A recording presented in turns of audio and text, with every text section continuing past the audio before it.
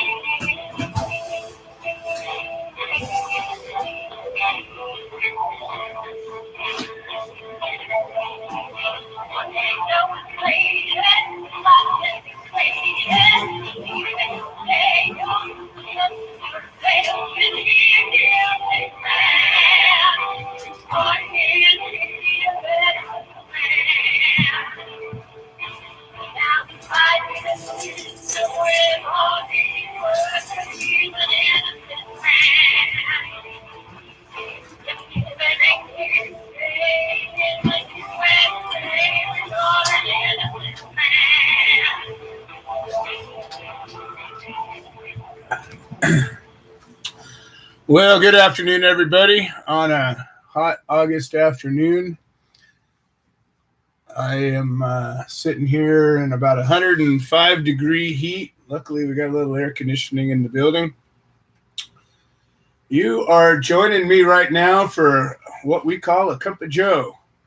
Fortunately, today it's an iced cup of Joe, and it will keep me cool as well as refreshed, as well as caffeinated, and I encourage you all to join me as we gather around the proverbial table and share some thoughts, some ideas, hopefully some passion and some inspiration. The idea of this show is to make a difference in the world. I've been doing this show for, about 5 years now, and sometimes I think about it, Frankly, it's a hassle to sit down and stop your day in the middle of the day and get yourself cleaned up enough to be on a camera and have some thoughts together. Be prepared to talk for an hour or two by yourself if need be. Make sure you've got organized some guests or some screeners, and then you do the show and you realize, of course, it's worth it. It's worth it probably to do a show every day.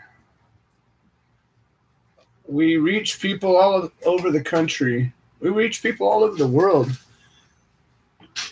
And I have had the good fortune or the blessing to get feedback from some of the folks that we connect with, some of the folks that have been touched by this show. And it's not just the show, it's the people that are behind it, the human solution.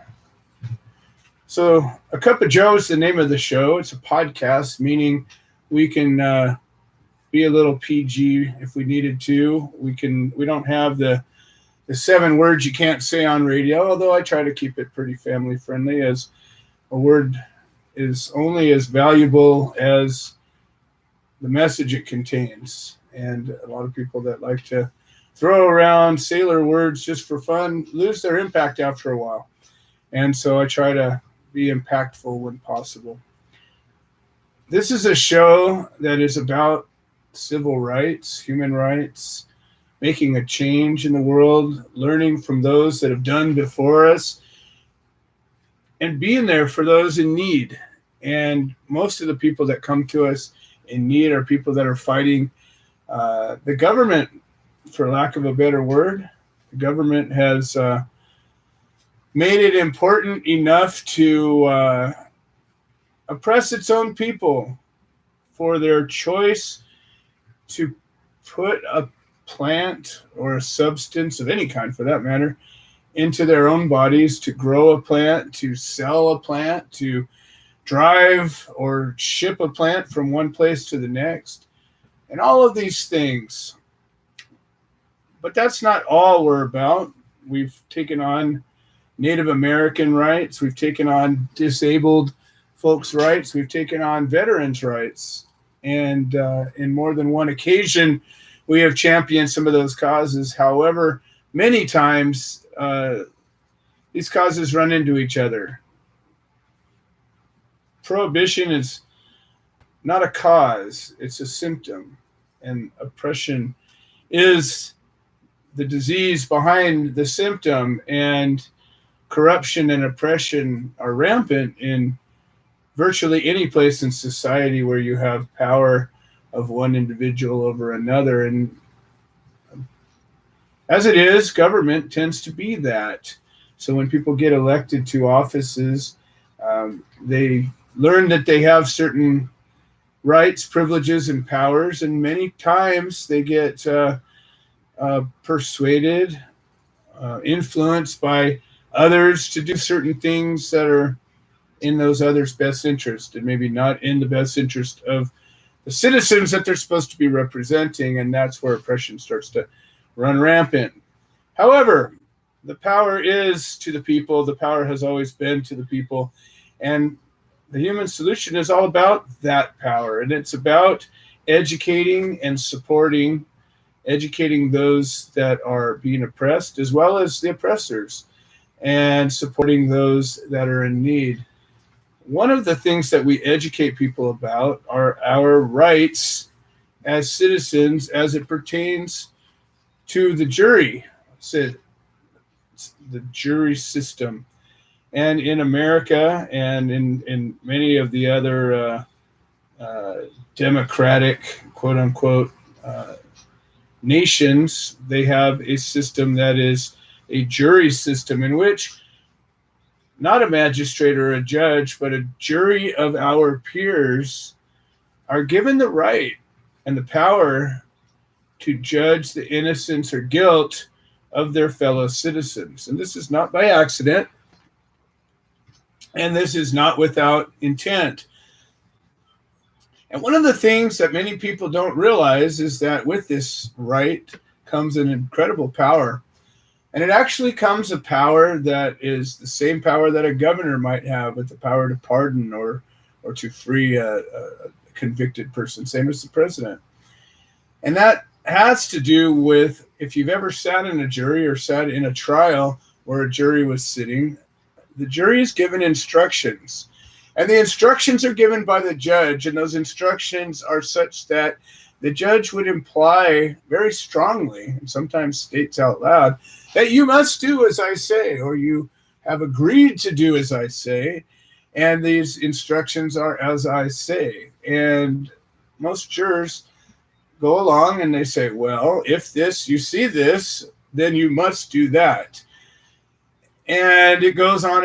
And sometimes there's a page of jury instructions, and sometimes there's a whole day of jury instructions, and many times they're complicated and confusing, and many times there's a lot of questions about them. But what they do is they box a jury into a situation where they are told, if you see this, then you must convict. And that's not true. The truth is that every single juror, while they sit in that jury box, has the right and even the obligation to not only judge the evidence of which they've seen and the charges that they weighed against, but in fact, the very law itself. And throughout all of history, there have been laws given by man that were unjust and immoral and flat out bad and wrong. And good people and just people didn't listen to them. they broke those laws. And when they were given an opportunity to sit in a jury, they refused to convict people. And that was the just and right thing to do. And that was the power of jury nullification. And that is a right and a power and a tool that we like to teach about. Well, we have been working off and on with an organization called the Fully Informed Jury Association. And one of the directors, or the director, Kirsten Tynan, is a good friend of our organization, and we've worked together. In fact, we went out on a jury rights expedition one time in Washington together and educated the folks on the street.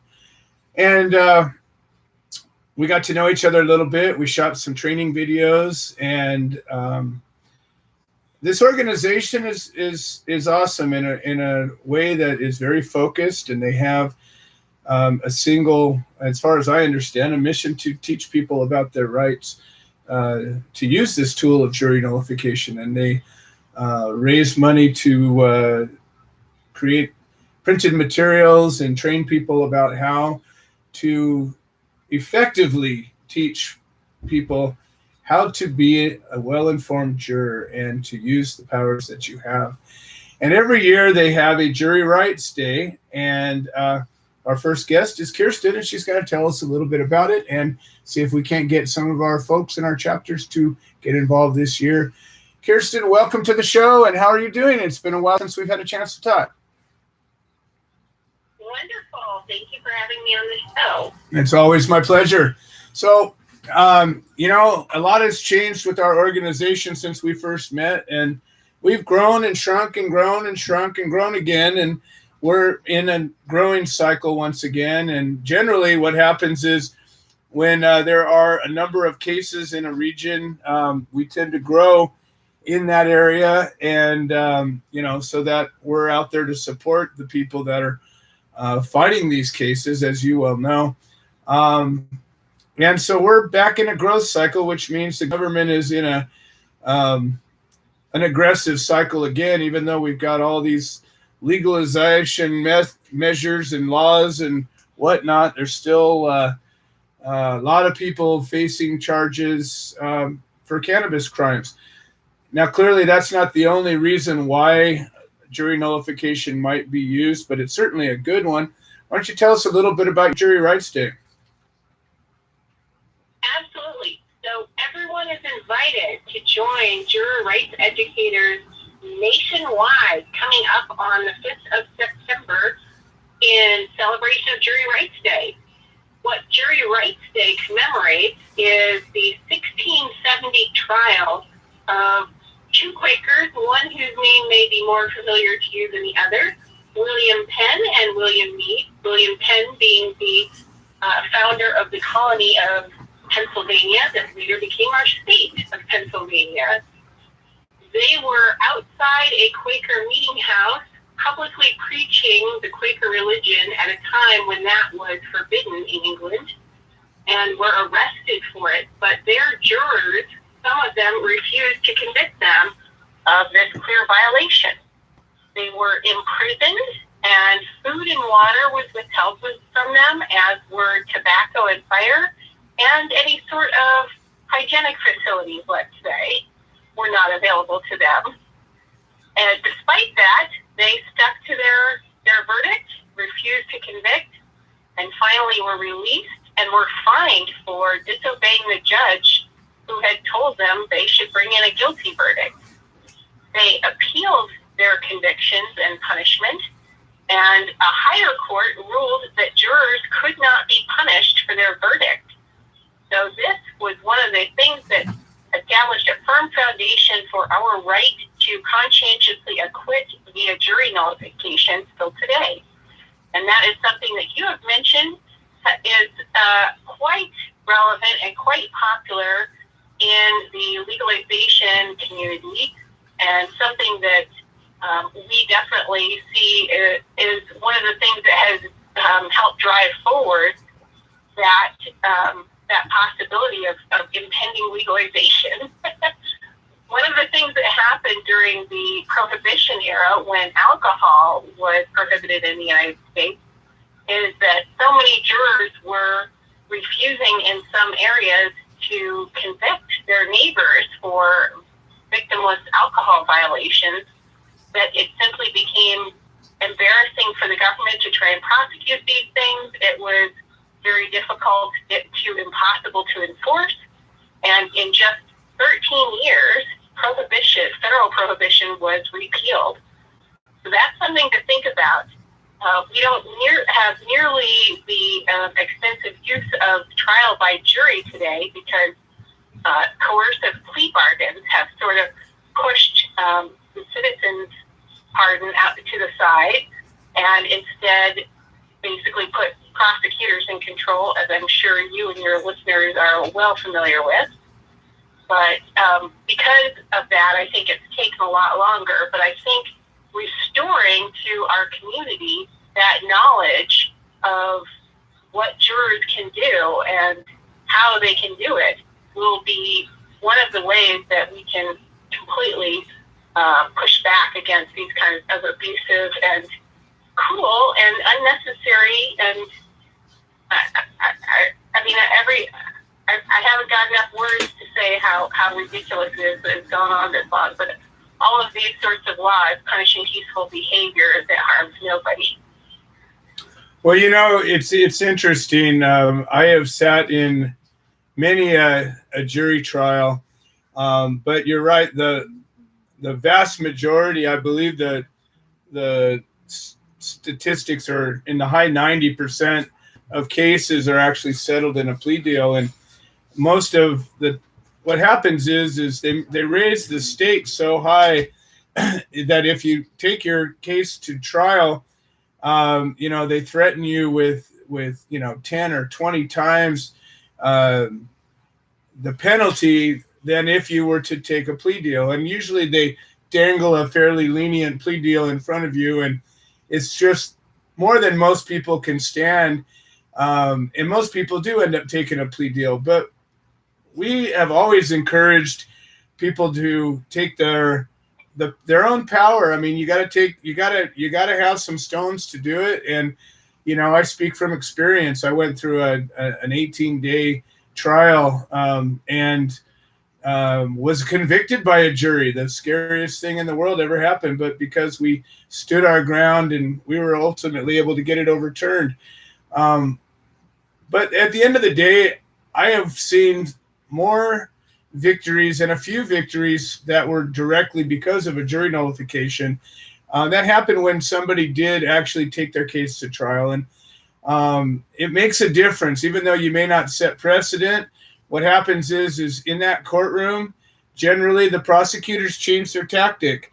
And I've seen in many courtrooms all across the country where prosecutors that were rampantly filing charges on these victimless crimes all of a sudden changed their tack when a few people decided to take their case to trial and got acquittals, or even a hung jury where it was a higher amount of jurors that were for the acquittal. I've seen the prosecutors change their tack. So it's absolutely a great experience, and unfortunately, it's terrifying for most people that are facing charges. When they're threatened, they're told, "Well, you're going to be facing 5 to 10 years if you go to trial, but if you just take this plea deal, you won't have to do any time at all. It'll, we're going to offer you 3 years of probation and a little community service."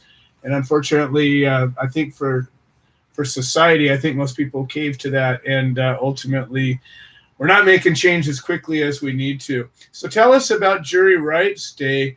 It's on the 5th of September this year. I'm going to actually be up in Canada that week, but on, I believe, the 6th, I'm going to be doing an open house presentation for a group of for a civil rights group up in Canada, and they have the similar jury system as we do here. And I believe we can work it into a Jury Rights Day event up there in Manitoba. I have absolutely. Yeah. So I can commit to. Find out. Go ahead. If you let me probably get you some materials before you leave. Or if you have someone I can send them to up there, I can ship them up there. Yeah, I'm going to finalize where the location's going to be. And definitely, I know that there's an event that's supposed to have about 50 people attending. And even though in a lot of cases, our goal is to reach out to the people walking by. In many cases, I find if I can get a group of people together and ask them about this, 95% of the people don't know anything about it. And I can often reach even more people with a coordinated group. Oh, absolutely. Yeah, so Jury Rights Day started in 1991 when FIJA asked our activists nationwide to spend just an hour at their local courthouse handing out FIJA literature, and that's one of the many things people still do today. If you would like to do that, we have a special deal going on where we will ship you materials for free. And we'll cover the shipping charge if you get your Jury Rights Day event kit request into us by, I think, Friday. And if you get it in by the 24th, but after Friday, we'll still ship you the materials for free. We just charge a small fee to defray the last-minute shipping there. So you can find that at juryrightsday.com. That will shoot you directly over to the relevant page on the FIJA website. And right smack in the middle of the page is a link to click to request your free Jury Rights Day event kit. And what you will get in that kit, we will give you a selection of FIJA literature. The standard kit contains 200 brochures. You get to choose from 4 different of our brochures and rack cards. If you're having a much bigger event for some reason, let us know and we'll be in touch and see about getting more than 200. If you're just doing a small event, that's fine too. Click that you're going to have a small event. We won't overload you with brochures that you can't use, but we'd be happy to send you a smaller quantity. You might be doing a movie night or maybe giving a talk at your local civic organization meeting or something like that, in which case you maybe only need 25 or 50. We can definitely accommodate that. You could also do a sine wave. That's something that's been popular over the years where people just make a big sign. And I know the Human Solution has made some great signs. And yes, we have done that at courthouses. But yeah, you can stand on a busy intersection corner and, just wave signs for an hour. You could write a letter to the editor of your local paper or submit an op-ed. And that's particularly good in smaller communities like here in Montana, where we have newspapers that publish once a week and are kind of desperate for material. That's a great way to make use of that sort of thing. And if you have any talk shows that you listen to where it's relevant to a current event or something, you might give a call in there. We also have people this time of year who maybe do a table at a hemp fest or a farmer's market or their county fair or things like that. So you have a lot of options. We'd love to support that in any way we can, including getting more attention on your event by publicizing it. So we're gonna be collecting your information so we can let other people know how to get in touch with you and join in with your event. So definitely hit us up for some literature. We would love to get those out. I've already started shipping kits, and I'm looking forward to shipping a bunch more. Excellent. JuryRightsDay.com should send you right over to the relevant page, and you won't have to dig through the whole FIJA site. JuryRightsDay.com. That's spelled out JuryRightsDay.com. Correct. Fantastic. I love that you did that. And I should add, if you're doing an event sometime around September 5th, but not strictly on September 5th, that's good too. We're not going to be super sticklers. If it's before September 5th, we don't overnight anything, but if you can get us your request ASAP, we can send it by priority mail for you. Yeah, I believe mine's going to be on the 6th. I'm going to be fishing on the 5th, so I don't think the fish have any jury rights at all. So, but the 6th I will be out there preaching the good word. Right. And yeah, definitely encourage you to do that. We don't have a huge budget, but this is one of the things that I try to support every event we possibly can. I usually do try to get in touch with you before I ship anything, though, because we occasionally have people who send in fake requests. Well, not be charged for this call. All right, Kirsten. We'll make them in contact before something goes out. Absolutely. Kirsten, I have Craig Cecil, who is currently serving life in federal prison for a cannabis crime, a victimless crime, and he calls in every week. So he is I'll let you go and absolutely. But I thank you very much, and you will be hearing from me, and hopefully several other of our chapters will be able to do a great jury rights show in this year. wonderful. Thank you so much. All right. Thank you, Kirsten. Bye-bye. Craig Cecil, how are you doing today? Hello, Joe, from Terre Haute, Indiana, which is, well, still kind of sunny here. The sun is setting here, though. Well, But as you know, go ahead. I think you probably heard some of the news people are finally starting to look at the Bureau of Prisons after they basically let Jeffrey Epstein die in New York. Yeah. And, Go figure, huh?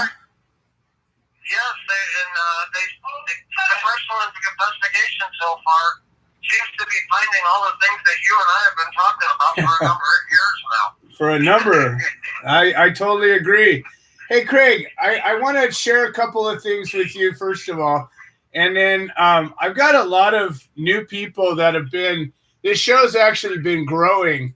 And we've been getting a lot of new listeners, and a lot of people don't know who you are. And so I'd like to, if you could just kind of introduce yourself. You know, we've been having 1,000 or more new listeners in many weeks coming in from all different places. And I get people asking me, who's that guy that was calling in from prison? And without, me every week explaining the story, sometimes I think it's good for you to introduce yourself and explain who you are and why you're here and why we're talking. Well, who I am is a guy that was born and raised and always lived in the Chicago area. And in 2002, I was 42 years old. I had a 14 and a 10-year-old child. I lived in the suburbs of Chicago, and my business repaired semi-trucks. Unfortunately, one of my customers, a trucking company from Florida that I fixed trucks for, they had also used those trucks to haul marijuana, mainly from Mexico to Florida, Mexico to Georgia. Basically that was their area of expertise, but they brought them to me after they had secreted marijuana in the walls and floors and all these semi-trailers. They would get them to where they were going, they would tear them all apart to get the marijuana out, and they would bring them all the way to me in Chicago so that I wouldn't know about their operation. Unfortunately, when the son of the owner of the company got arrested with a semi full of marijuana, they told him that the more people you name, the less your sentence is. So he named the repair shop that had been fixing their trucks for a number of years. I got caught up in getting charged for all their marijuana activities, and I was convicted of a charge which is conspiring to distribute marijuana, which is basically being part of their agreement to distribute marijuana. And although I had no prior convictions whatsoever, they had taken me and tried to charge me in Chicago. The court threw out the charge. Then they tried to charge me in Texas. The Texas court threw out the charge. They charged me in a little town in Georgia. They convicted me and sentenced me to life imprisonment. I've been in prison, in a federal prison since 2002. And as a prisoner in that, with that type of a sentence, generally you're not put in with the Martha Stewarts of the world now, are you? No, because unfortunately, as a lifer, that I'm seen as quite a risk to their staff because, I'm immune from any other prosecution, so that makes them a little scared of me. But right now I'm held in a medium custody prison, and although there is murderers here and all that, it's not a violent place really to speak of. And so with a life sentence, when are you up for parole? Well, unfortunately, unfortunately, for anybody that committed a This call is from a federal prison. after 1987, there is no parole. I have to be dead before I can be released from the prison. So in essence, for a nonviolent crime and a first-time offense, you're locked up in federal custody for the rest of your life without any possible parole or way out, unless we were able to somehow make a change to the criminal justice system or affect some sort of a pardon or commutation or something like that. Yes, as you know, I've brought a bunch of disparities in our federal criminal laws to listeners for quite some time now. And one that was glaring just about a month and a half ago is a guy down the corridor from me here at this very same prison was John Walker Lynn, who they called the White Taliban. In 2003, a year after I was locked up in federal prison, he shot 3 CIA agents over in Afghanistan fighting for the Taliban. And he engaged our army people that followed them. But after shooting those 3 agents, he was convicted of providing aid to terrorists, sentenced to 20 years, and he went home from here in July. So he went home after shooting the 3 CIA agents, but yet, you know, had he instead gave them marijuana, he would have been facing a life sentence like I'm serving.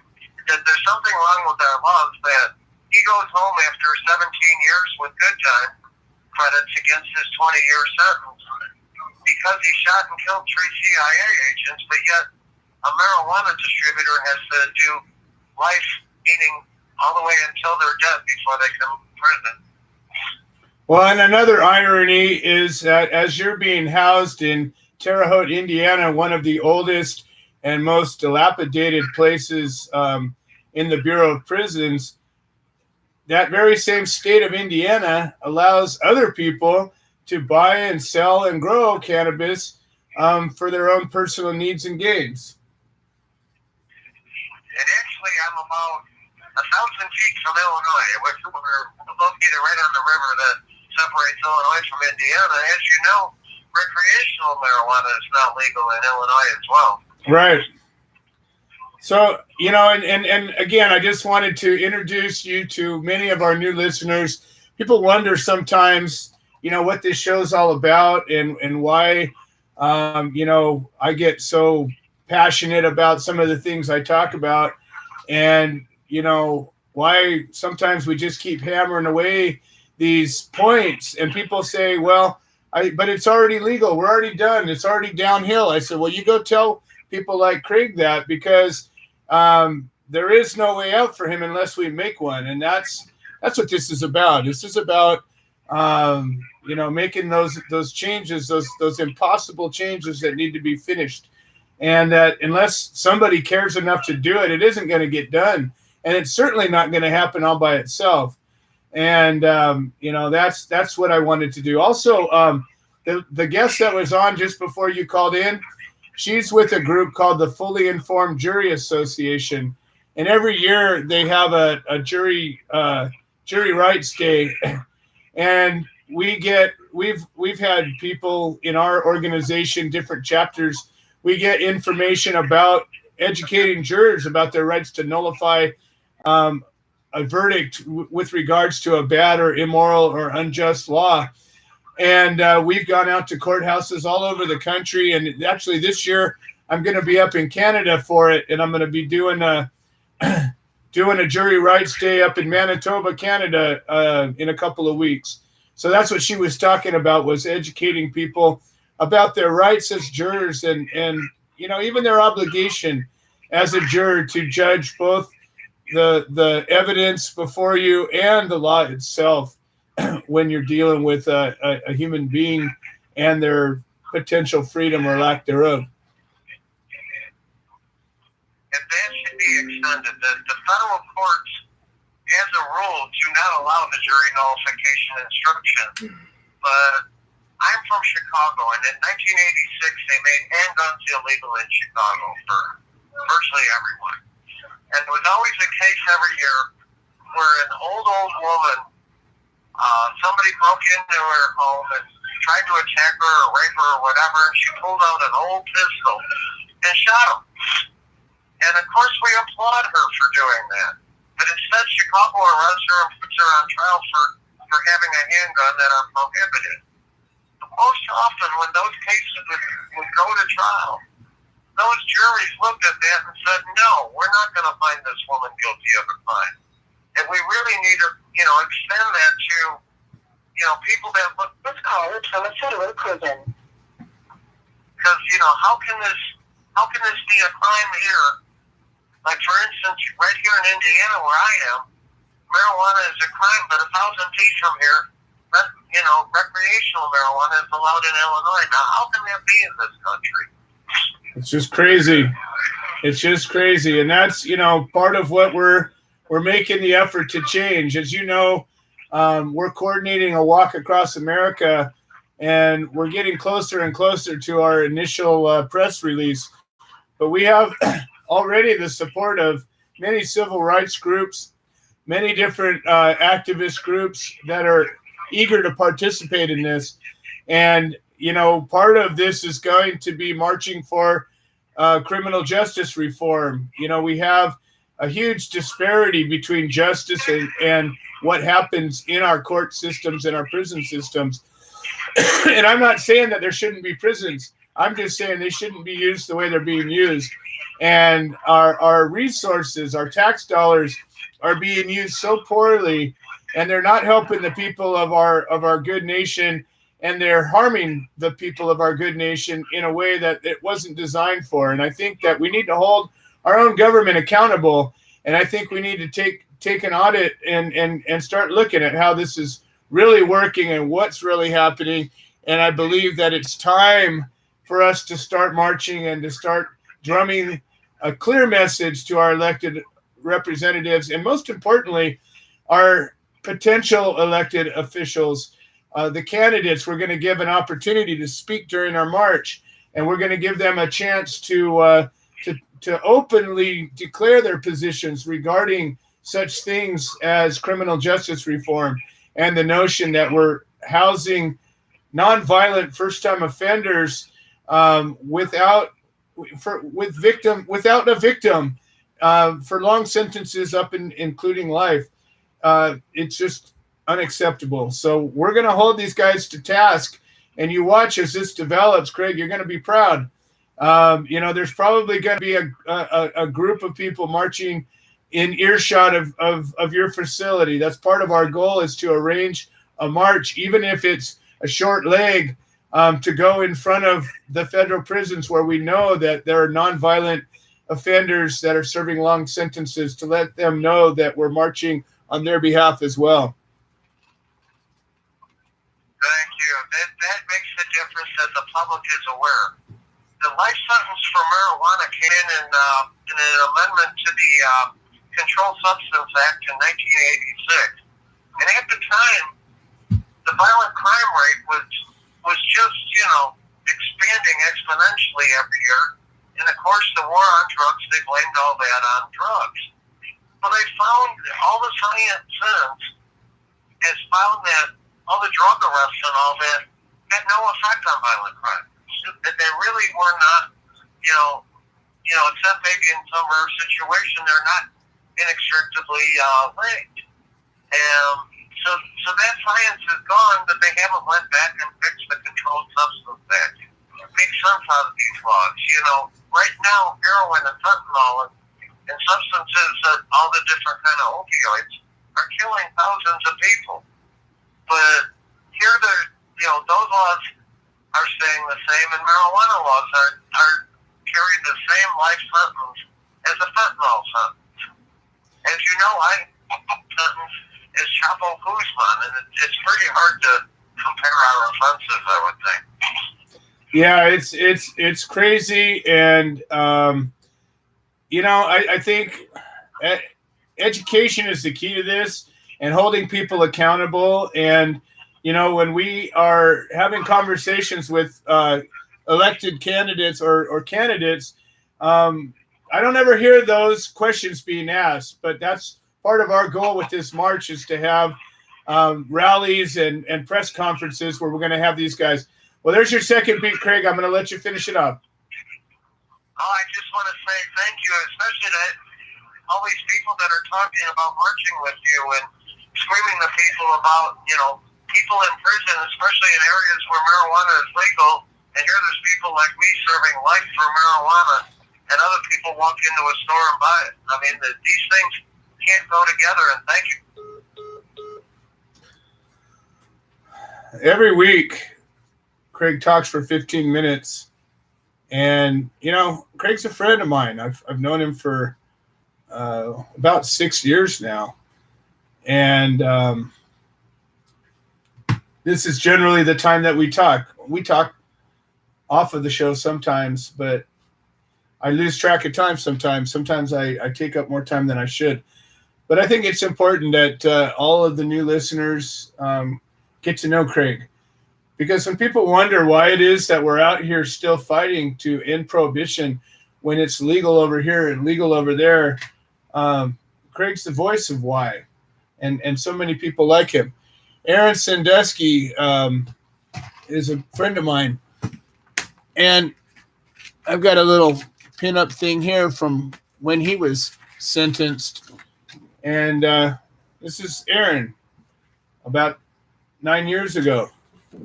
And he was convicted about the same time that my trial went on.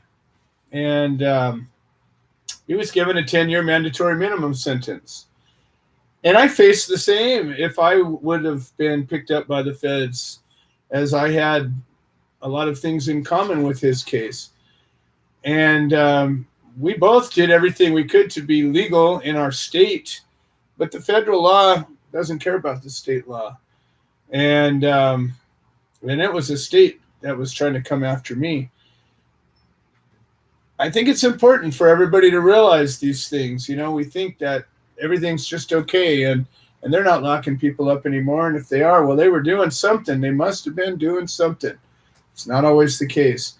All right, so we've got a bunch of callers, and time is not a wasting, but it's a waning. We got caller next, and he's got a case out of Texas that just came to our attention. And we got Pete Yapel, we got Dana Bland, and we got a couple of new calls that just popped on, haven't been screened yet. Hopefully we can get them screened up. We will always make enough time for anybody that calls in, even if we have to go a little overtime. But generally we try to end the show around 6 o'clock.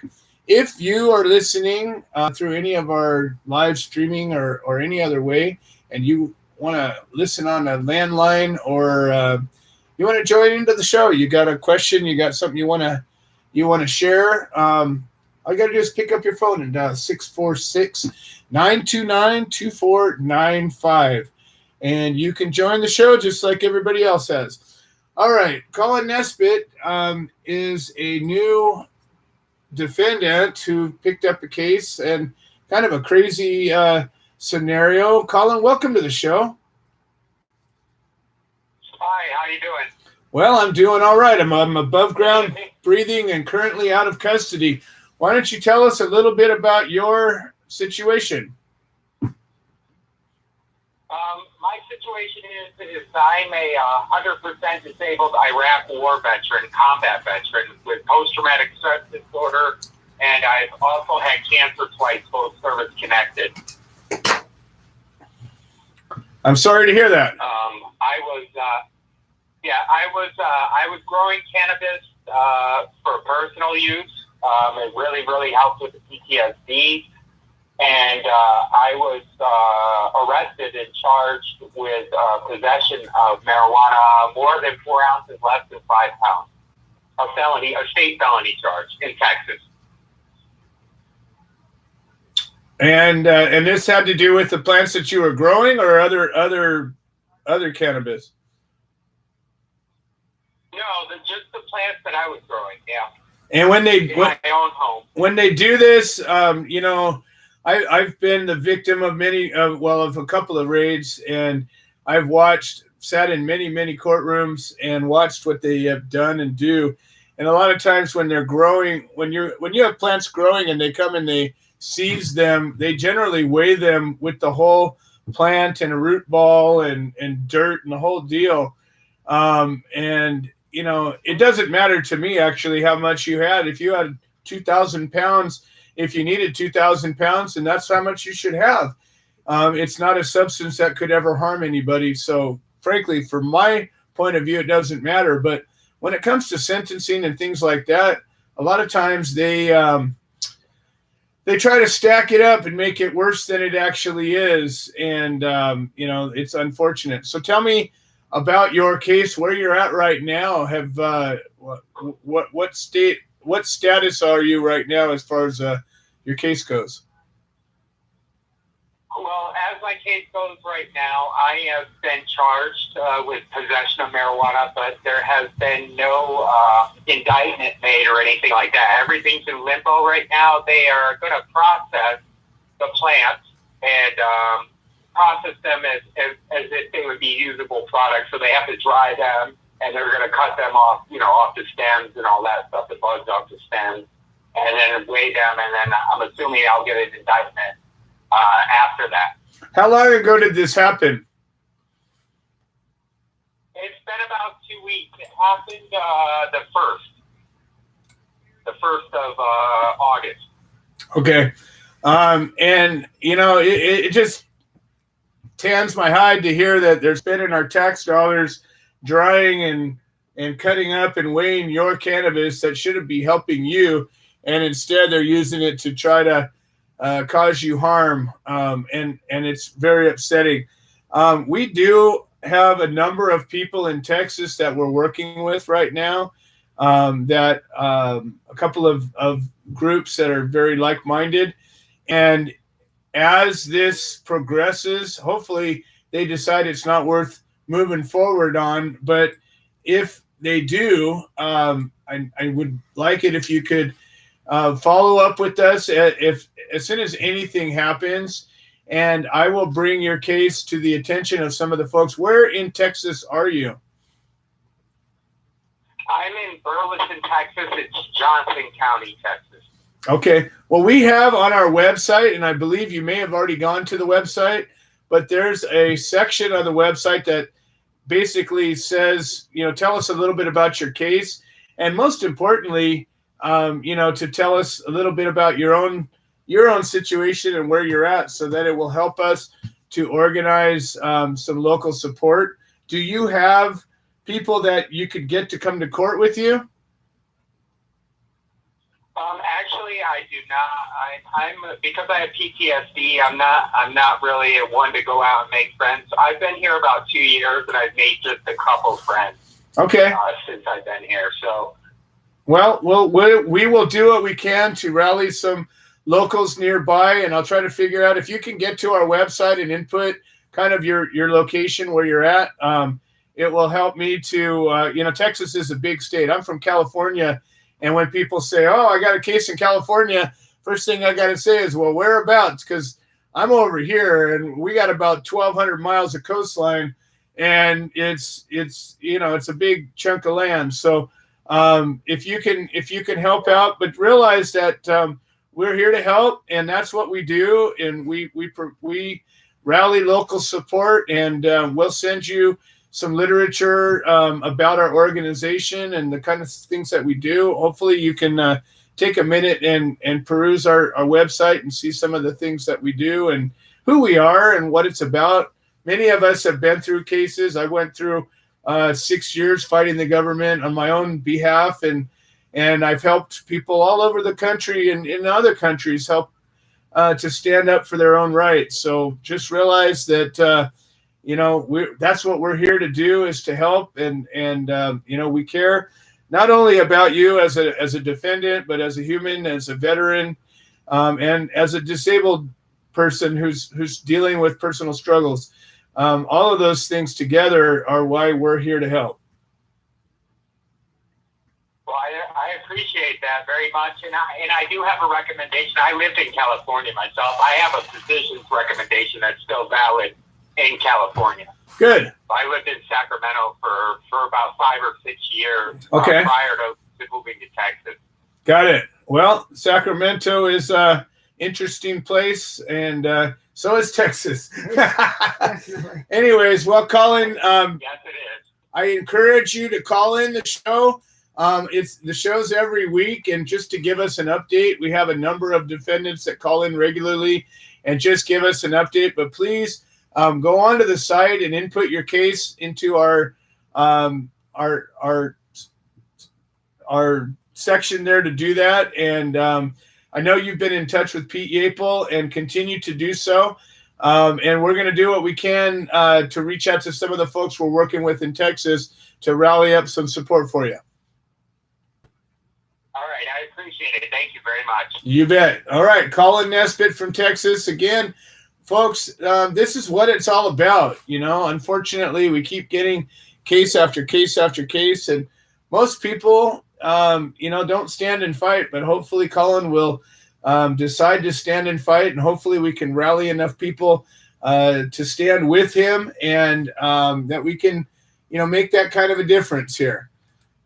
We got a couple more calls that need screening. I got one I'm going to just jump right on into. I know it's George Martirano. I recognize the number, so we're just going to go and jump on George. George, welcome to the show. How are you doing today?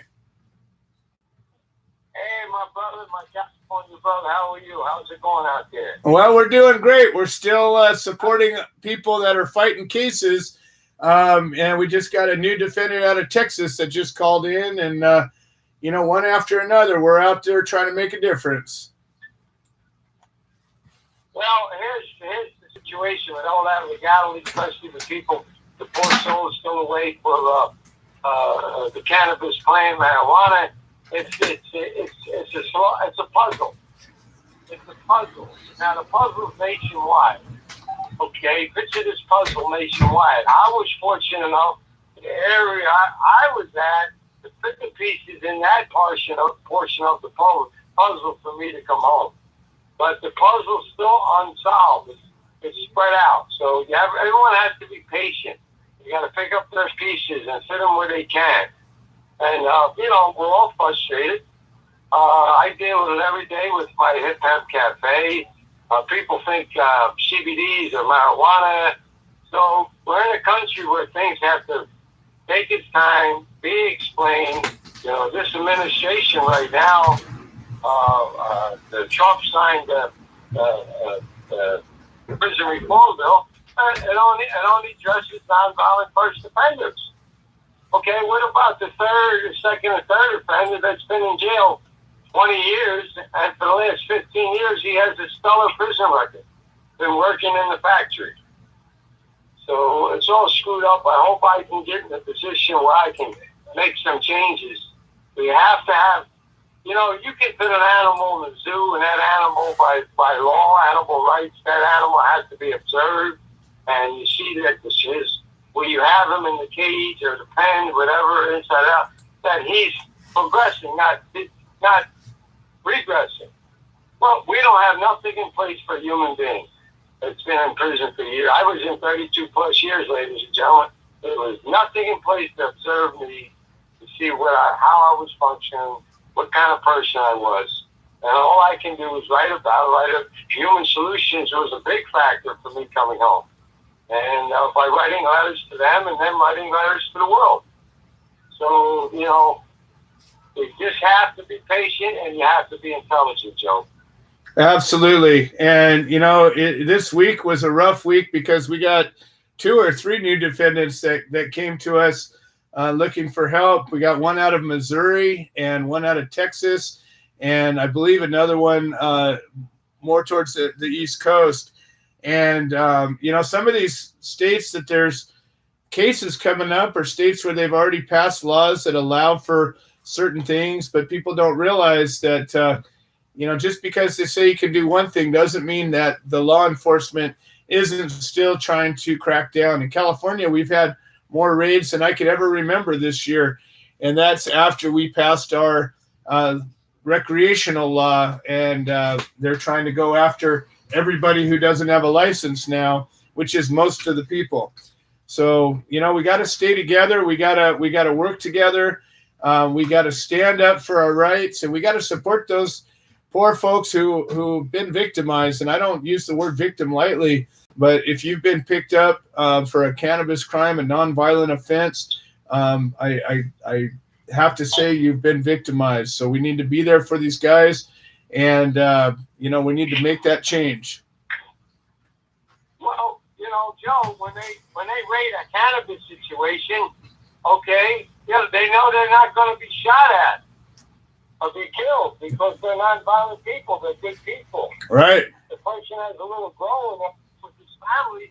They're not violent. They're good people. They don't want to go into the cartel neighborhoods. Exactly. Gang neighborhoods with the heroin or the cocaine or the crack. Well, no. They want to get all dressed up, go with their assault weapons and their assault vehicles to the cannabis field because they're not going to have any problem. I said this story before on the show, and incidentally, ladies and gentlemen, I'm very pleased to do this show. I've been doing it since I'm home from prison. That I was a teacher mentor, graduated over 8,000 inmate students. Never been done before in the history of the world, but I used to wait when I used to see guys come off the bus that were doing a big time for cannabis. I used to always make went out of my way to meet them, get to know them, and most of them all wound up working in my educational program because they were sensible, good people. Well, if you're a short team with an LA police department and you got a wife and 3 kids and you got to suit up, you don't want to go into the barrio and do it. And you want to go to Mr. Smith's house up the street and raid them because you're going to have time but not going to be shot at. And that's the bottom line, Joe. I couldn't agree more. And one of the things, we're organizing a march across America right now. And one of the messages that I have is I want to end violence. I want to remove the gangs and the violence from our society. And I want to take the law enforcement resources that are busy pissing away on little nonviolent things, and let's direct them all. And we could end it. We could remove all of the violent gangs and all of the violent activities and probably reduce violent crime by 3/4 in a pretty short way if we were to dedicate our resources to it.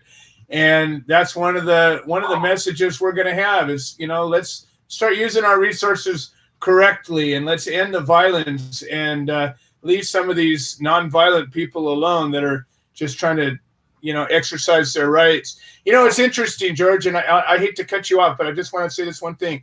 The women's rights movement, what do they say? They say, my body, my choice. And I say, well, what about my body and my choice? Exactly. Don't I get a choice too, what I put in my body? And everybody seems to support a woman's right to choose what she does with her body. But yet, if I choose to consume a plant that doesn't hurt anybody, I'm a criminal. Male discrimination. Right. Well, that's why I travel with my cannabisforguns.com, ladies and gentlemen. Cannabisforguns.com. I'm starting to get attention. Some very prominent people now. So we have to do innovative new things. So anyway, Joe, thank you for having me on the show. It's always a pleasure. Tell Liz and the family, DD and everybody out, DD Kurtware, send my love. You bet. All right, thank you so much. George Martirano is a warrior and a friend of the family. You bet. Thank you, George. And George, spent 32 years in federal prison for nonviolent crime involving cannabis. And again, we were friends for many years before he got out. And he got out. He fought his way out. And this was not an accident, and it was not a commutation, and it wasn't President Obama, and it wasn't any of that stuff. It was he kept fighting, and he finally found a way through to get his sentence reviewed, and it was through diligence and hard work and not giving up. I think that's a lesson that we all need to learn. All right, folks, we're going to be running a little overtime as we tend to do, but that's all right. We set the show up to where it's not going to get cut off anymore.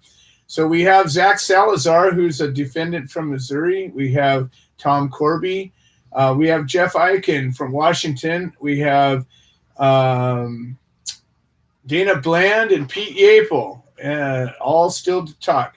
So we got Jeff Eichen. I think he's been on the line for a while, and believe he is at Seattle Hemp Fest, and I don't know if it started yet or not. But Jeff, welcome to the show. How are you doing today?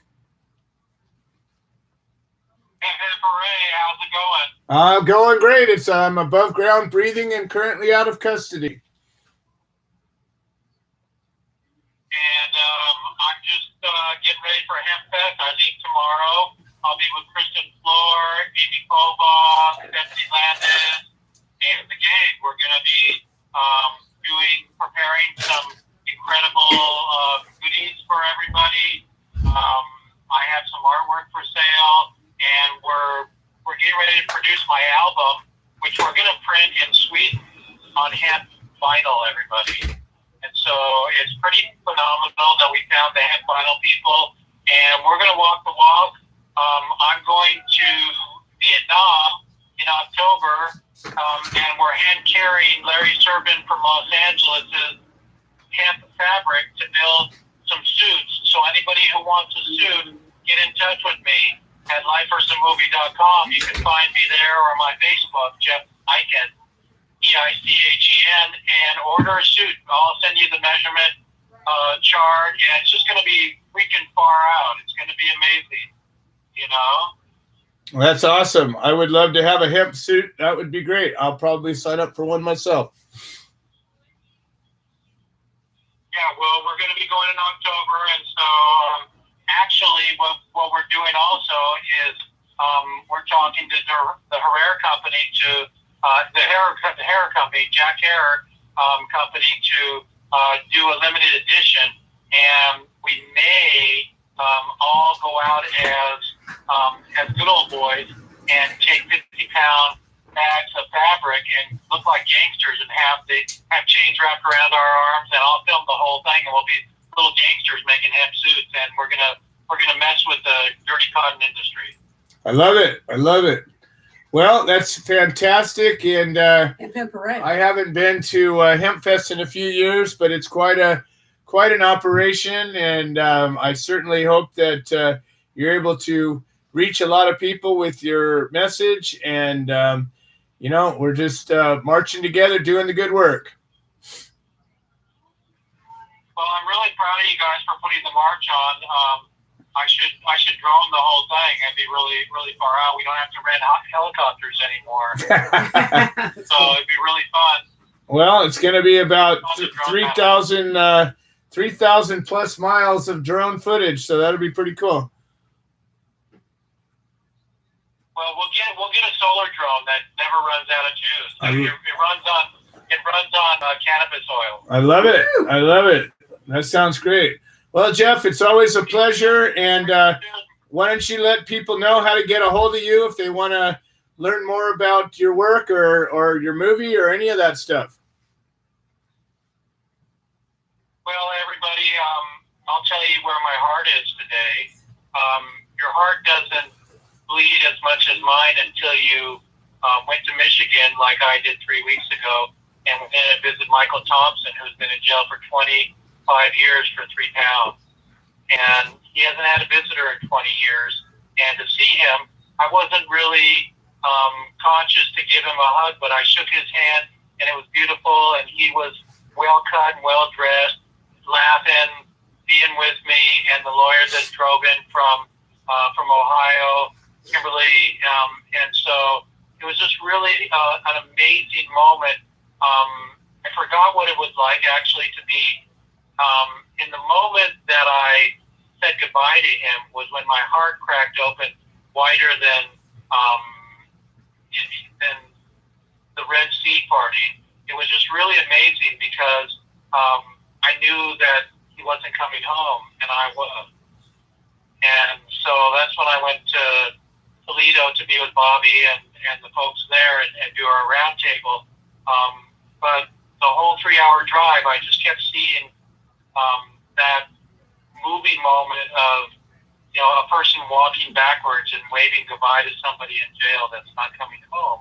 And so we're talking to the new judge on the 29th with Dee Dee's help, Dee Kirkwood's help, and we're in dialogue with the governor. And it was quite a trip, everybody. It was just really amazing. I know I spoke, I think, once after that, but my heart is still cracked open, everybody. I'm not going to stop until every lifer is home. Well, and that's what we're all about as well. We got to end that prohibition. We got to get everybody home, not just the lifers, but all of them. We need to make it a world where no one goes to jail for a plant ever, and that's the point. So, Jeff, it's a pleasure to be working alongside you. I can't wait to hear the good news about Michael. Hopefully, very soon we're going to get. It'll be on the 29th, the way I understand it, and I'm looking forward to hearing the judge's ruling, and hopefully that he's heading home. So we'll see what happens. Well, Headband Parade, I love everybody. 3 fingers forward is the sign for weed, everybody. We're doing that, and we're getting ready to do our CD restitution fund, where we're going to raise some money for each prisoner coming home through our album, which is going to be underground album, overground, and it's going to be called Homegrown. And it's just a lot of incredible 420 musicians. So any musicians that want to try out for it, send me your SoundCloud or your MP3 at my Facebook, Jeff Eichen, or to lifersthemovie.com. And we love you, and we can't wait to party down with everybody coming home. You got it. All right. Jeff Eichen, folks, doing the good work, and always like to hear what he's got going on. And the Seattle Hemp Fest is brewing, so I'm looking forward to hearing about all the good work that's happening out of there. That's this weekend. Love you guys. All right. Love you back. All right. Let's go to Zach Salazar from Missouri, another defendant. Picked up a case recently, and we have a chapter in Missouri, and I believe I'll be able to put Dana on as well. So Dana, hang tight. We're going to bring you in, but let's talk to Zach real quick and see what's going on first, and then we're going to see what we can do to help. Zach Salazar, welcome to the show. How are you doing today? Pretty good. Thanks for having me. I appreciate it and everything. Well, it's our pleasure.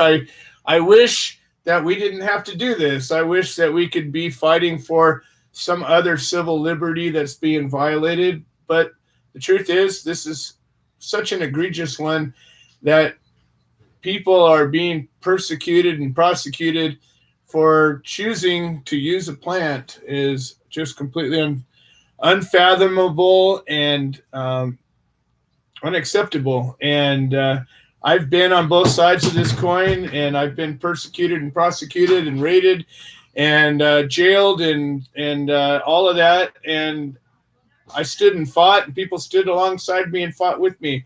And that's why we continue to do it. So why don't you tell us a little bit about your case? Well, on May 16th, I had a suspicious package dropped off at my house by a postal / cop. And I knew it was suspicious. Neither my wife were expecting anything. It was a large box.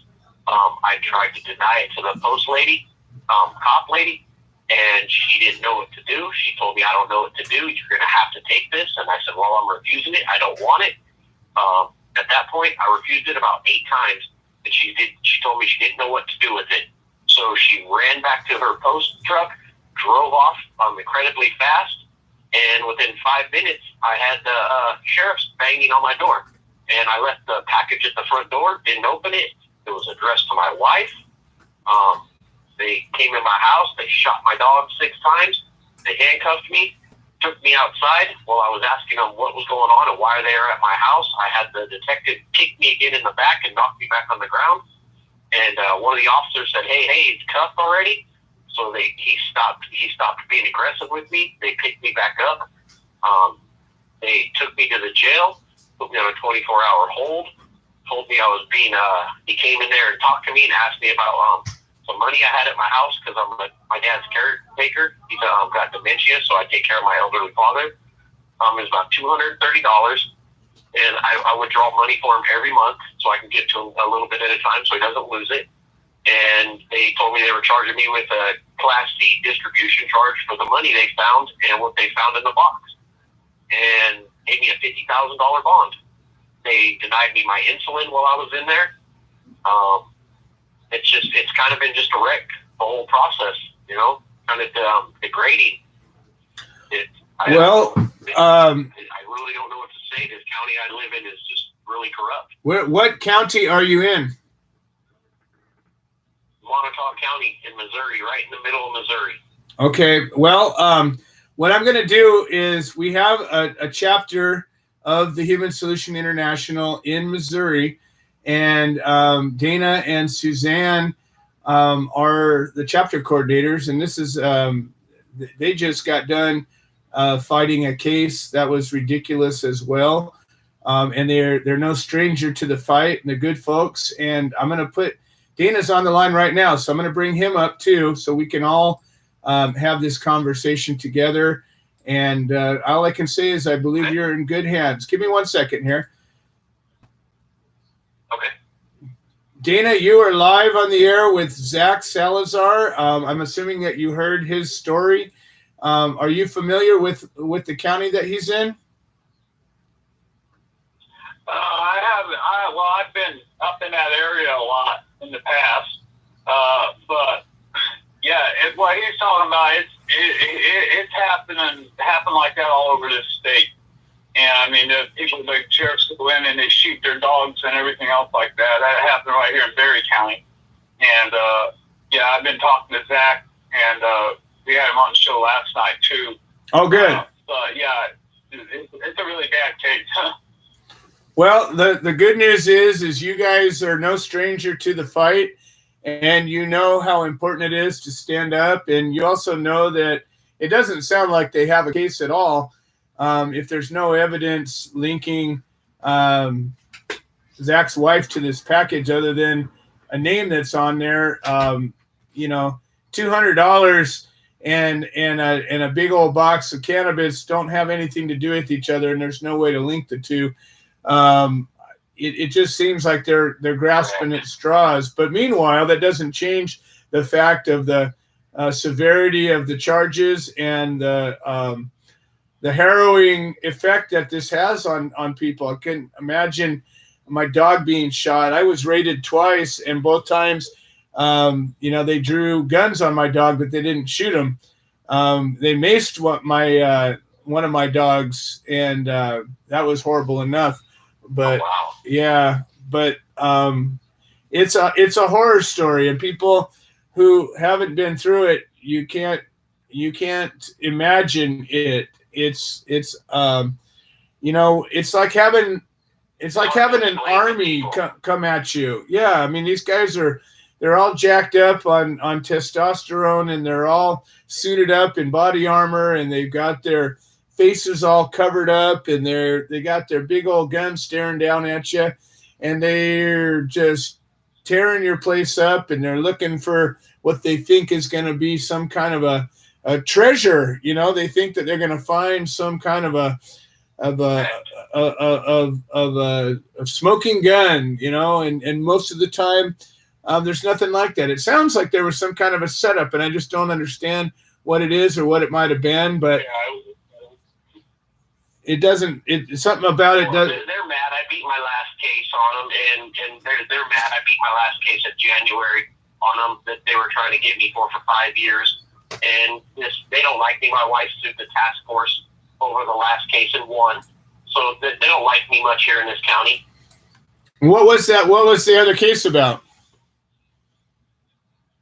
I brought back about 24, 25 grams from Colorado when it first became legal for recreational use, and I had it in the little containers that I bought it from with the receipts, and they tried to charge me with a Class B distribution for that, and they tried to charge me as felon in possession of firearms for my wife's guns, which she had all the receipts for, and I ended up beating beaten that, and they dropped it down to just a misdemeanor marijuana possession. Got it.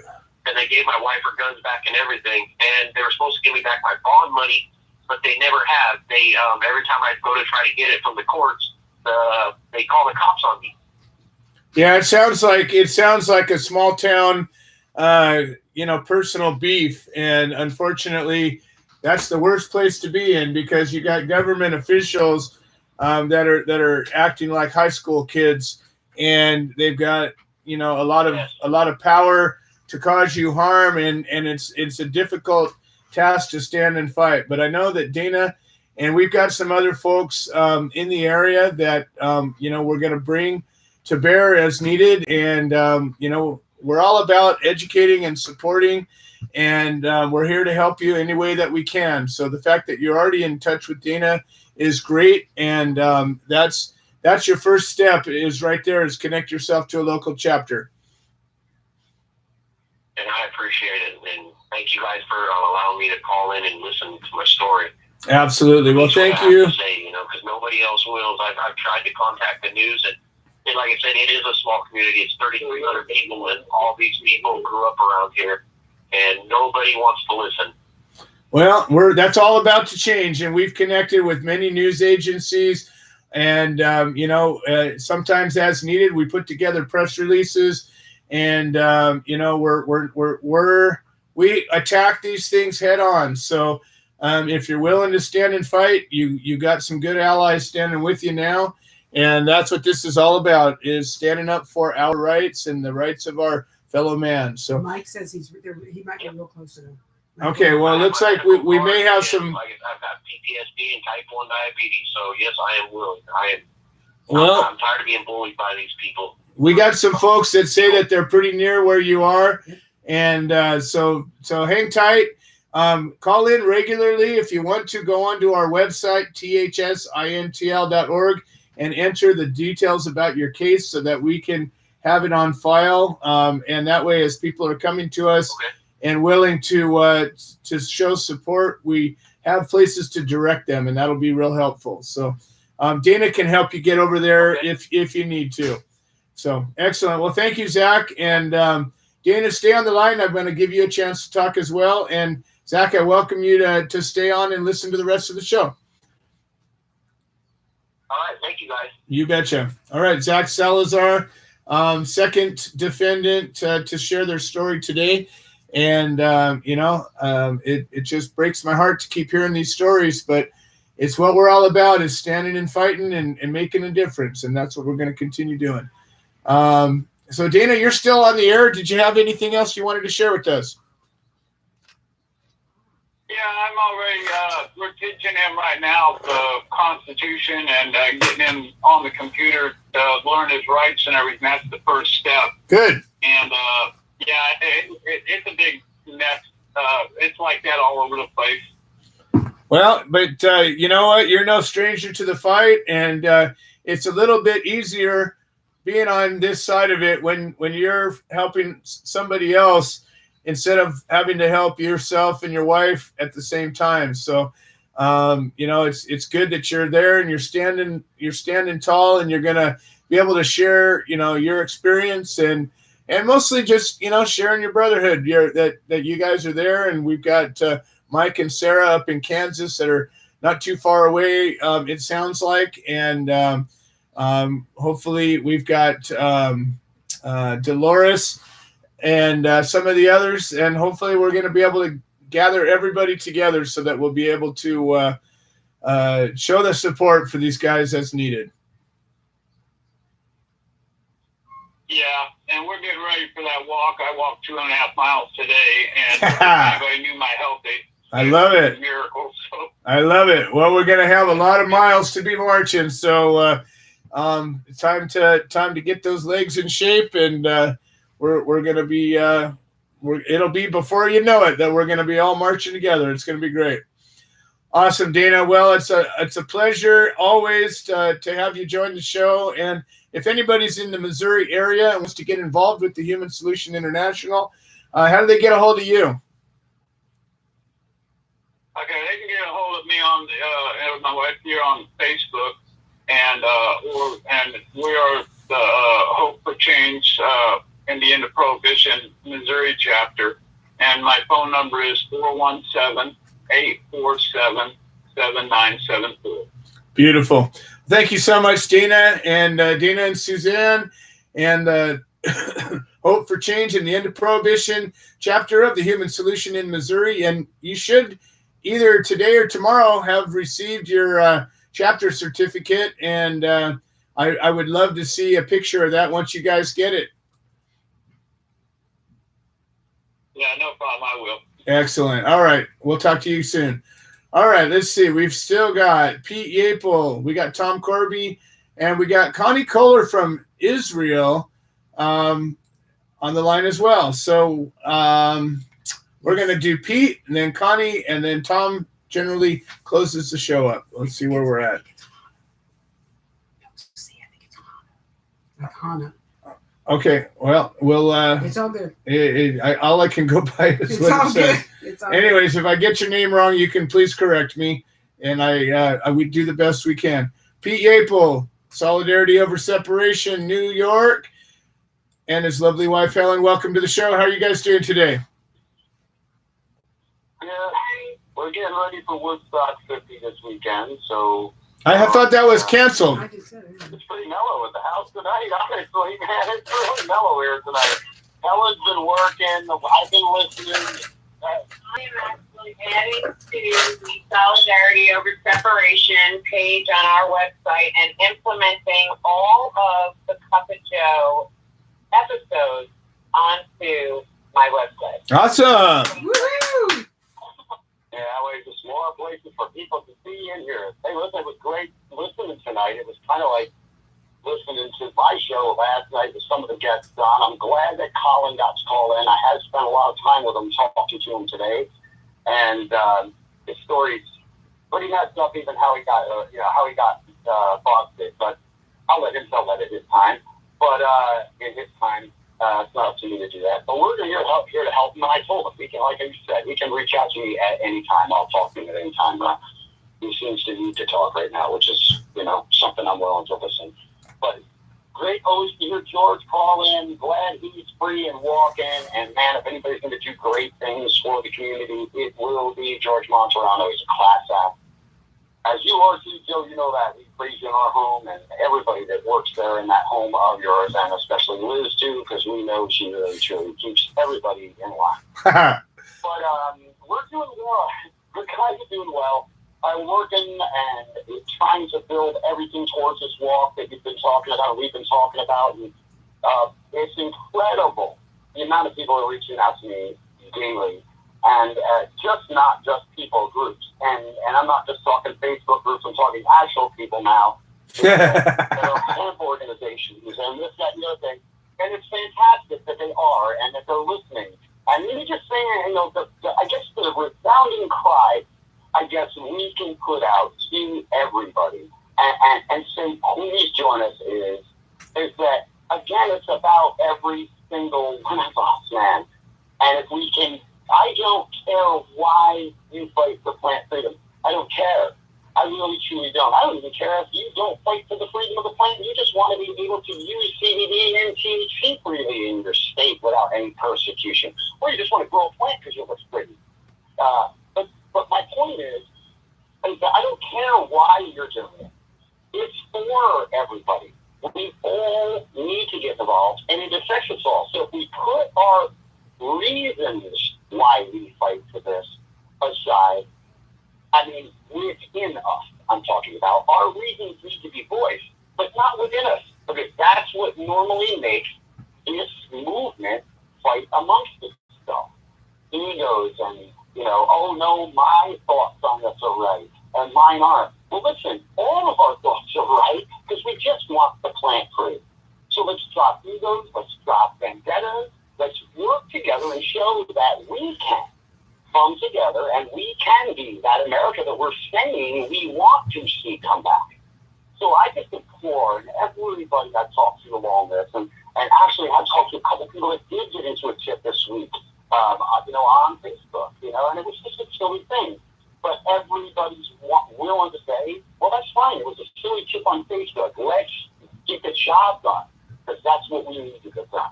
And that's beautiful to hear, man. And I just keep hoping that people, will join in. And like I said, Debbie, I put a little post out. If you're just out walking, man, take a walk and say, listen, I'm getting ready to walk, because there is a walk coming up, and everybody's going to be walking. If you can do a mile, you do a mile. Do a half mile, do a half mile. You can wait out your front window. That's all we care about, is support of this, because our rights are infringed upon every single day. We live in a public genocide because we are forced to take things that aren't good for our bodies by people that swear that they will never poison us. So it's time, people, that we make a change. It's time that we free this plant. It's time that guys like Craig, and if we do now have a first-time nonviolent crime, that's Craig all over. He's a first-time offender in a nonviolent crime. Why is he still in jail? Why is he still a prisoner? Why are we still having to fight for him? But until every one of them walks, we're not going to stop. And we'll walk for them. And Craig, we're going to come, as me and Helen, as God willing, we get on the road way before this, like we're planning to be able to spread the news and do some pre-rallies. We will do a show from outside the prison, and if we can, as if we will. And that's a promise from us. Well, that's awesome, and that's a great promise, and I'm looking forward to watching this whole thing come together. I have a gigantic vision of what this is becoming and going to become, and it is it's bigger than all of us. So I'm very much looking forward to being part of a defining event in human history that this march will be. So awesome. Well, Pete, if anybody wants to get involved with Solidarity Over Separation, how do they get a hold of you? They can get in touch with us on Facebook, Solidarity Over Separation. We have a Facebook page. Of course, Helen and I do as well. www.NOWeTalk42small.com. Every bit of our information is on there. Our brand, as well as the Human Solutions, Solidarity is recognized on there as well. And everything we got going on, guys. TV and radio shows, please, come on, be part of it. Excellent. All right. Well, Pete and Helen, always a pleasure. And look forward to talking to you very soon, probably tomorrow. All right, folks, we got up next Connie or Hani Kohler from Israel. And then we got Tom Corby to close the show up. And we're only a half an hour overtime, doing pretty good today. All right. Let me see that I get your name correct. Is it Connie? Hani, how is your name? Connie or Connie? Oh, it is Connie. Oh, okay. You're right. Yay. All right. Good job. Yeah. Thank you, Mary. You did a great job. Connie, welcome to the show. How can we help you today? Hi. I'm here in Israel, and Israel has been legal for medical uses for many years here. And right now, there's been changing the entire medical cannabis program. And the head of the health department has been going around the whole world saying how great the change is. The change that they're making for the medical program, the cannabis medical program, and it's complete lies because it's causing so much damage and it's causing so much pain and it's causing so many people to be ill and to regress, including my son, who has intractable epilepsy and has been treated with cannabis for more than 4 years. It's basically for the past 5 months, I haven't been able to get part of his cannabis already, and he's had downfalls for the past 5 months, as well as over 50,000 people have also had many problems getting the cannabis they need. They've been cutting out, what they're doing is, my son I've been in the hospital back and forth for the past few months because he's not getting part of his cannabis. And he's been having regression, my son, in many, many ways, and retardation, and basically brain damage from the seizures that he's having because I can't stop them because I don't have part of his cannabis. Basically, it got to the point that I had a week left of part of his oil, and then I wasn't going to have anything left. And I was getting no answers from the health department because you have to have a license here. And I had took them to court during this time, and they kept playing games with his license and saying that they're going to give him a license for all the companies, because when you get a license, you're only allowed to buy from one company. And then in the end, they put him in with the pharmaceutical company. So this is what they're basically doing, is they're changing it to be part of the pharmaceutical company. That they're not, it's not cannabis anymore. They want to make it medicalized and make it into a chemical compound in order, and the amount has to be according to chemical compounds instead of a plant. And I talked with the head, Yuval Landschaft. He's the head of the health department for cannabis in Israel. And, even when talking to him about with my son and everything, he says his opinion is that those different strains, and it doesn't matter if it's sativa or indica, it's cannabis. It just has to be according to the chemical compound of CBD and THC, and basically they've been taking away all the strains from all the companies. And in the pharmaceutical companies, there are no strains. They're making it categorized into CBD and THC with basically 4 levels of strength of CBD and THC. And that's what they want to reduce cannabis to. Wow. It's causing a lot of damage. Yeah. It's causing a lot of damage to a lot of people. Well, let me ask you this. Do you have... They also reduced cancer. Do you have people in your circle of influence that would be willing to stand together and stand up for this? I mean, it sounds like We have been. We've been holding protests. We've taken them to the high court. There's been a few organizations that have taken them to the high court. We've had protests nonstop. We've closed streets down. It's all being ignored. And in fact, the high court did everything. They pushed everything off because of elections here. Re-elections, not elections, re-elections, because they said the elections were rigged. So there are kids that are not getting their cannabis and returning to seizing, like my son. And I have a whole group of parents of kids with epilepsy and autism, and kids are, going to the hospital and in the ICU, and because they're not getting their cannabis, and everything's being turned a blind eye here. Basically, I put it out there, like my son's seizures, what's happening, that he's not getting his cannabis, and I started putting it out there because I couldn't find it anywhere here in Israel. I couldn't find what I needed. I looked in the black market. I searched all my connections and all the top connections and everybody, trying to get him the cannabis and the strains he needs, and it wasn't to be found.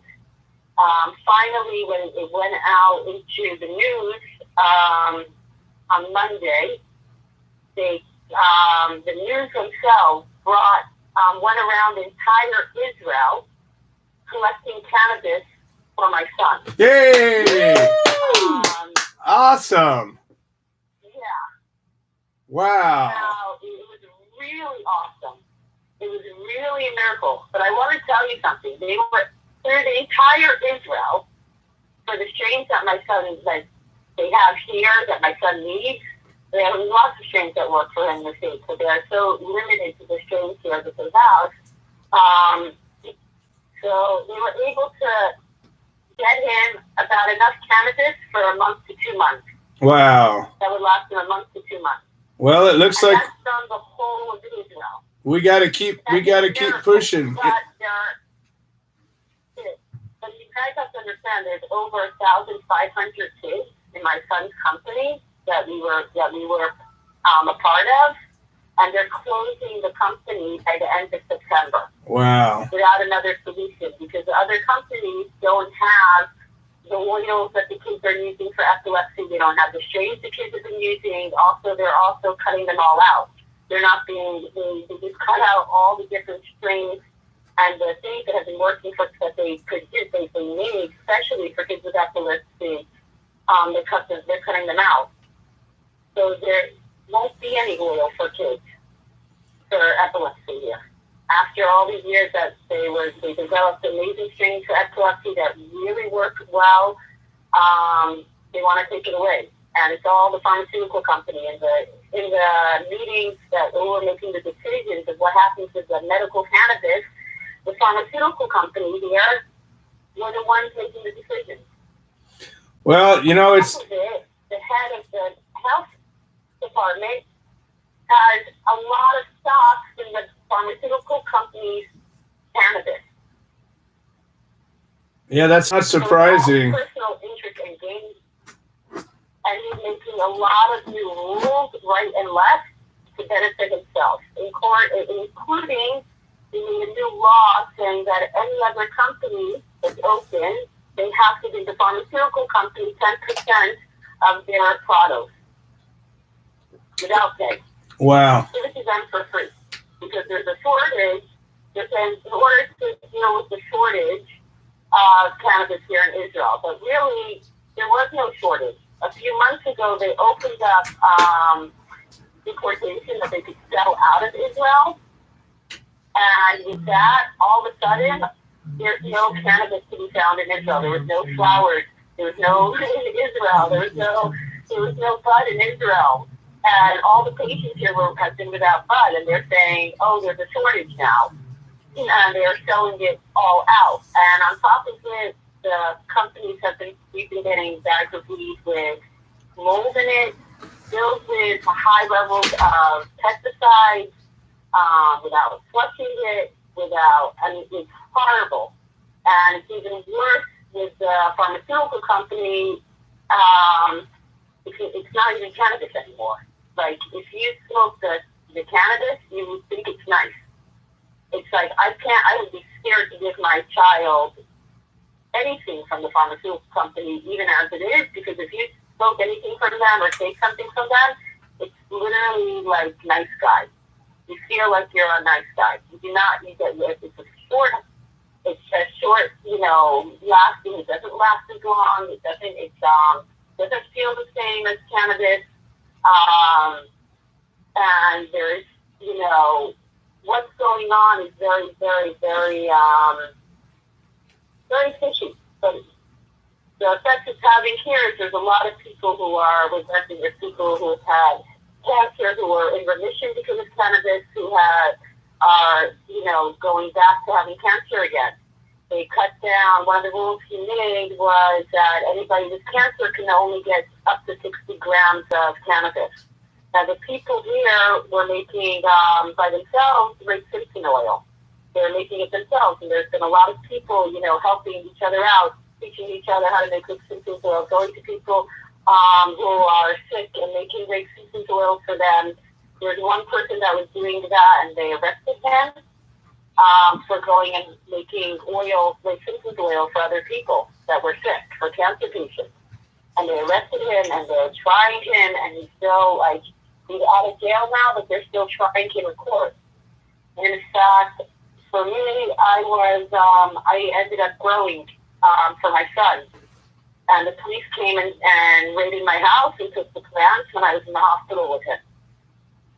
Well, that sounds like you're in the U.S. It sounds like the stuff that we do out here. I'm an American citizen also. Okay. I'm also an American citizen. Well, I tell you what, we're an international organization, and we have championed cases in the UK and in Australia, in Canada, and even in Japan. And I would offer, whatever that we have as far as network, and if you wanted to, we could establish a chapter of the Human Solution in Israel, and help to organize the people to stand up for each other and with each other. And I mean, I know it sounds like you guys are doing that already, but frankly, you got to keep pushing and you got to organize. Are you guys meeting together and coming up with a plan to make sure that we're,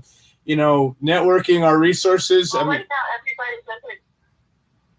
everybody doesn't know what to do. Everybody's been trying to, for months already, has been talking about the reform of cannabis. And it's kind of a shock to parents because, their kids have been treated 4 years, 6 years, 8 years with cannabis, and all of a sudden they're like, no, it can't happen. My kid's doing great. My kid's functioning, and what do you mean? My kids are, we got them stable finally with cannabis and healthy. And they're like, no, they wouldn't do that to the kids here, but that's what's happening. They are. They've already done it to my son. I've had a fight just to get, his license back to the company that he was. He has been organizing things together. We are talking together, but it's the government here is really, they're blocking a lot of things. They really do not want this. Well, what I would like it if you could do, we're running low on time with the show right now, but I would like it if you could stay on the line, and then Mary, our screener, is going to take down your contact information, and she can give you my contact information as well. And I'd like to talk to you maybe tomorrow and see if we can't help to organize, some of the people that you have willing to stand together and maybe come up with a plan. I've never been to Israel, so I'm limited through your eyes as to what the best way to move forward is. But I'm willing to help.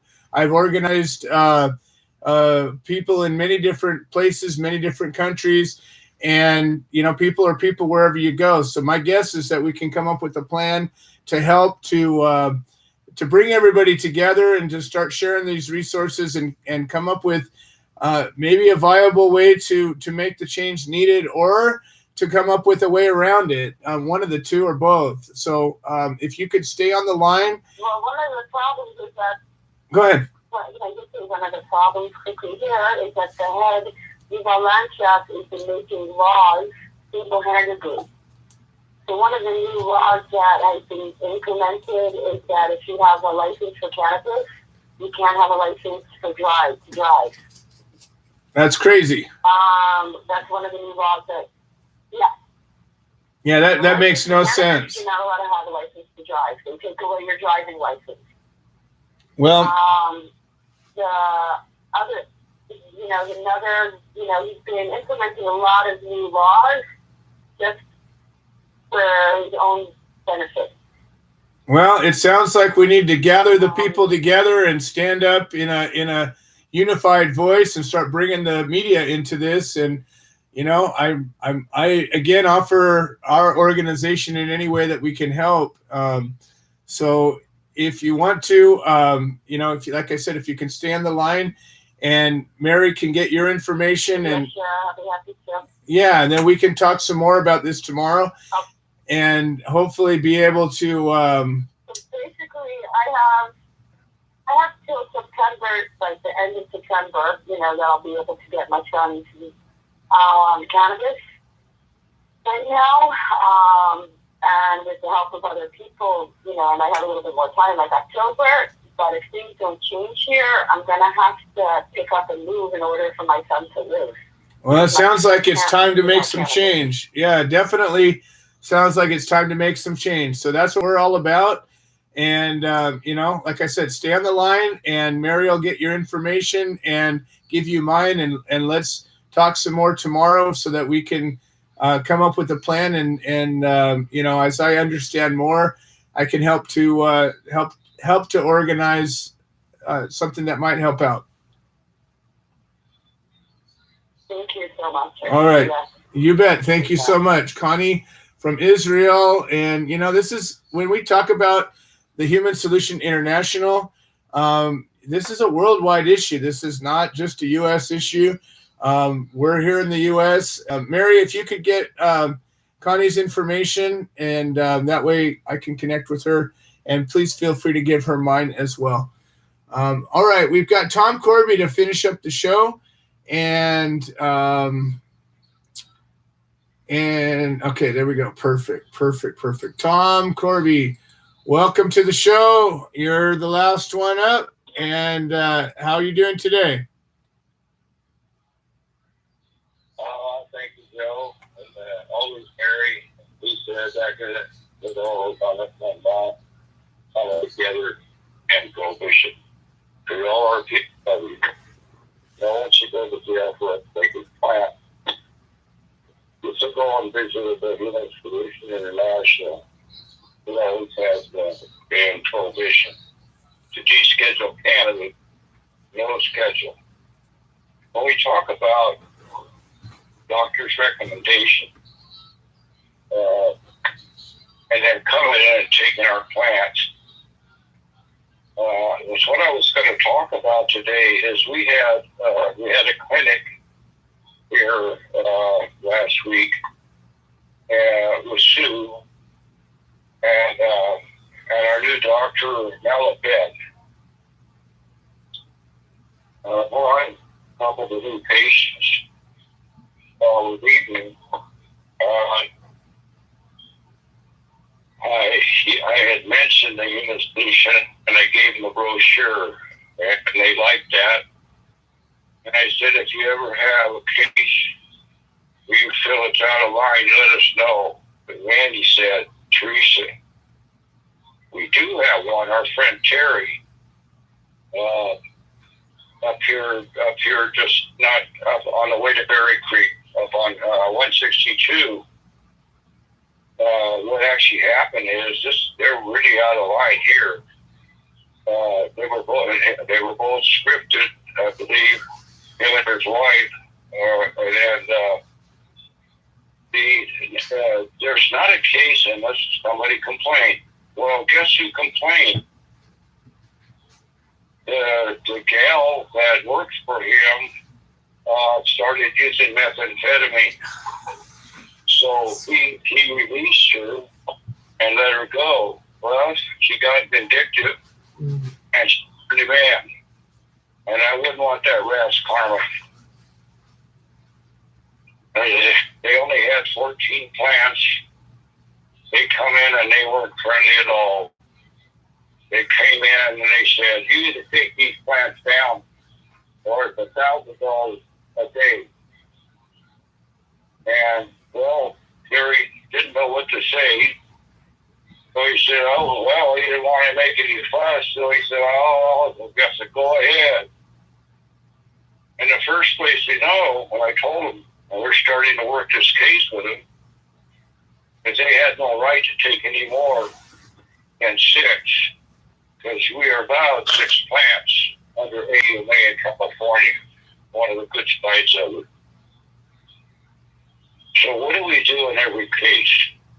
We file an injunction lawsuit. That is a huge word. Look it up, injunction, because most all these cases they're an injunction and there's no probable cause. That's why we always file that motion. Once they hear a lawsuit, these folks have ears to hear. And that's what we do every time when we're helping them with their case.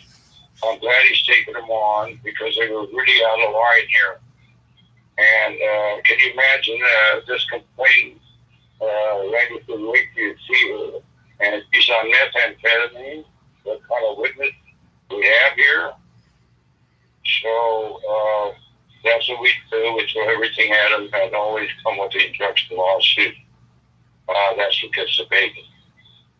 And talking today, how the best way, one of the best ways is to end prohibition is, again, what was talked about today is so winning these cases.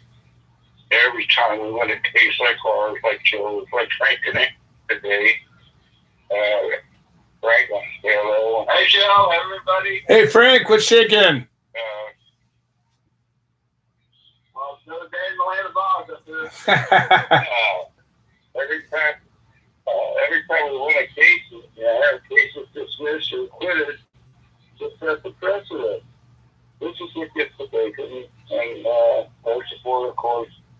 always paramount. Believe me, when we come out with court support, they turn their heads, they know we're there, and it helps so much. We need to give any kind of support. Yeah. Okay, and also, we just came from Orville, and we have had chiropractic, helping us a lot, acupuncture, and we're doing pretty good. And Donna too. Thank everybody out there. Looks like with Frank, we're going to be opening a cannabis store with the oils and the rubs. Is that right, Frank? Yeah. Yeah, CBD store down in Orville. So Awesome. with your terrific. Well, thanks for those great products. They're helping me so much. Okay, well, I want to thank you all today for coming together and volunteering to help do the solution. Finally, and prohibition.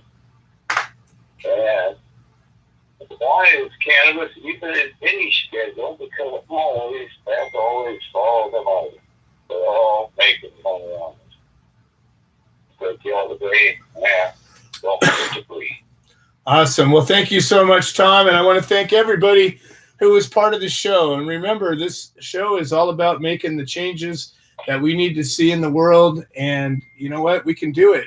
If we stand together, I have watched throughout all of history, I have seen people stand together and demand and force and create the changes that need to be made. And that's what this is all about. Don't be afraid to stand up. Don't be afraid to reach out. Don't be afraid to make the change. Together we stand. And let's see what Willie Nelson has to say about this all. And we will see you all next week. Hi,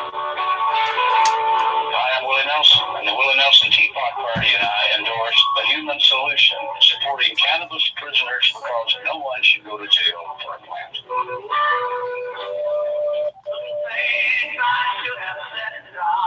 You were always on my mind. You were always on my mind. Thank you for using Blog Talk Radio. Goodbye.